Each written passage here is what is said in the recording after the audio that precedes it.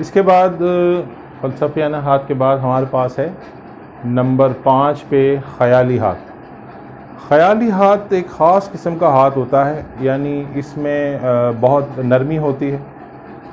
इतना ज़्यादा नरम होता है बाज़ औक़ात कि अगर मर्द का हाथ भी हाथ में हो तो आपको लगेगा जैसे किसी खातून का हाथ है। इसकी वो जिस तरफ भी चाहें मोड़ें तो उस तरफ वो मुड़ जाता है। इस तरह का हाथ ख़याली हाथ कहलाता है। लंबाई में लंबा होता है, उंगलियां बहुत बारीक होती हैं इसकी, और नरमी की इंतहा को बयान करता है। इस तरह के हाथ के हामलीन जो हैं उनकी तबीयत में बहुत ज़्यादा लचक होती है और कोई भी काम अपनी क़ुव्वत इरादी से नहीं कर पाते। हद दर्जे हसास होते हैं, मामूली मामूली बातों को दिल पर ले लेते हैं और घंटों उसके बारे में सोच व विचार करते हैं।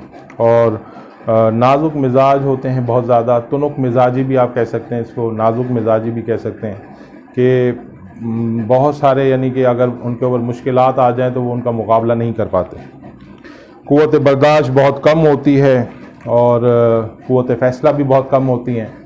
उमूमन अपनी ज़िंदगी की तलख़ियों को मिटाने के लिए मनशियात का सहारा लेते हैं और नशा करना शुरू कर देते हैं ताकि वक्ती तौर पर उनसे निजात मिल जाए।